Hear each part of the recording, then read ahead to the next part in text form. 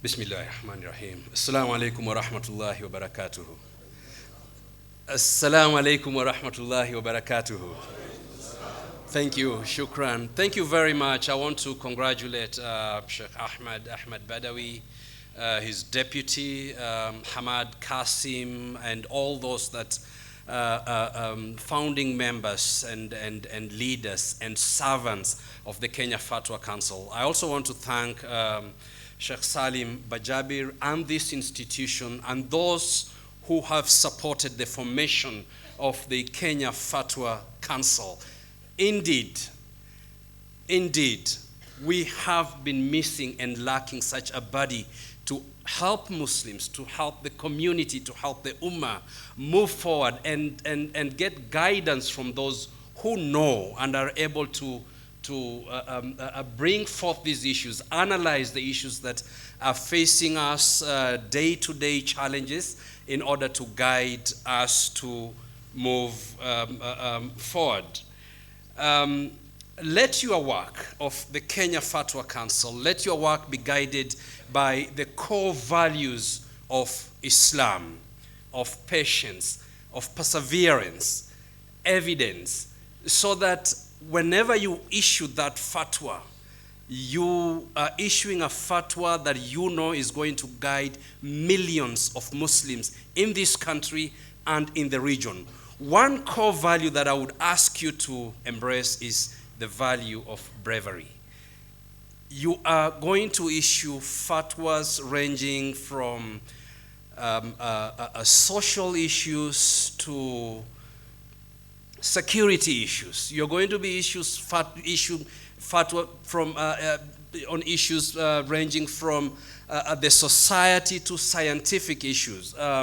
Sheikh from Subkem talked about this morning that the issues of stem cell research. You will be expected to issue fatwas from stem cell research to insurance to banking to issues to do with safety and security. One of the challenges that many young people are facing in this country today is the challenge of extremism, radicalization, and terrorism.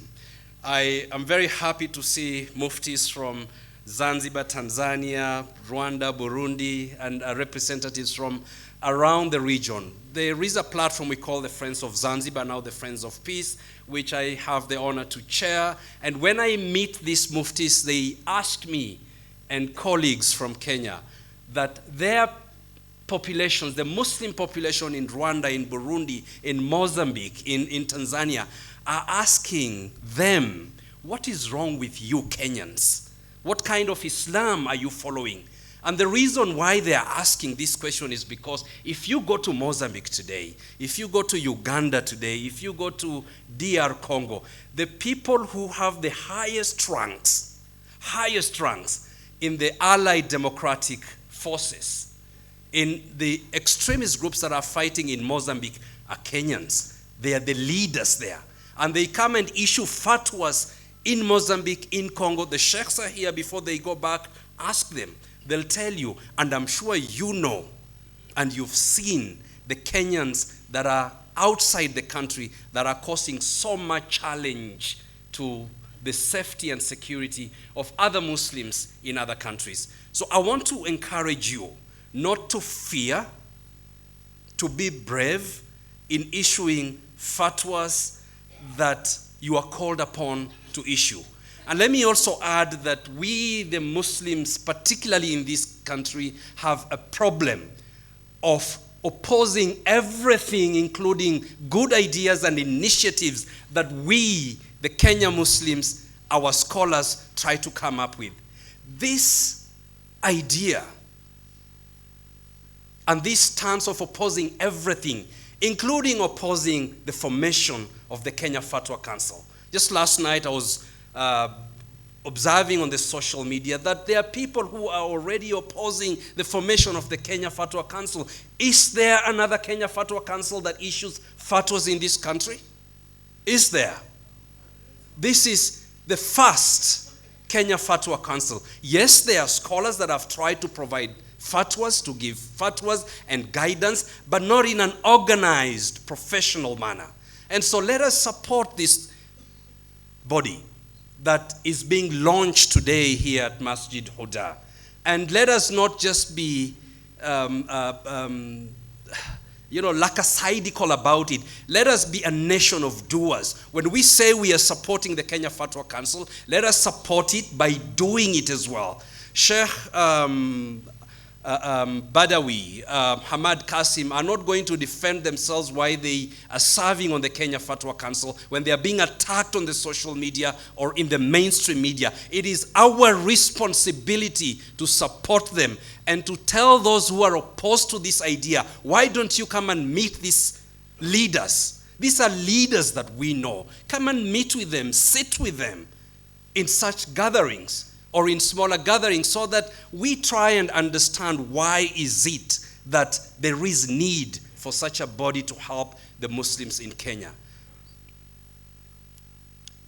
Many Muslims around the world, particularly in the Middle East, are going back to basics and are asking themselves, where did we go wrong in the issues of ideology? And there are many scholars who are working on research are coming up with the idea that many in the Middle East now, particularly in the Gulf, are living in what we call post-Salafi world, or moving towards that orientation. These are not issues to speak about today, but I want to encourage scholars in Kenya to go back and look at where did we go wrong at the point of instrumentalizing religion in political issues that has led to many of the young people being lost to groups that I don't want to say those groups, armed groups that have targeted Muslim leaders themselves and arguing that some of the Muslim leaders are not mainstream enough or are not extremist enough. In the hadith, we are told that the extremists will perish. The extremists will perish. Sheikh Hamudi, I think when you're speaking, tell us in Arabic that hadith. And so we all have to be mainstream and issue extremism and also providing fatwas ambayo imetajwa hapa ni laini. Let us be brave, let us move forward, and let us support this group, and inshallah, Allah will bless us, and we are going to at least start in a more professional, organized manner, resolve the issues that are affecting Muslims in Kenya. And when we are resolving issues that are affecting Muslims in Kenya, particularly the young Muslims, believe me, brothers and sisters, we will be helping the entire region in the Horn of Africa and the Great Lakes region. Assalamu alaikum wa rahmatullahi wa barakatuh. ربنا انفعنا بما علمتنا رب علمنا الذي ينفعنا رب فقهنا وفقه أهلنا وقرابات لنا في ديننا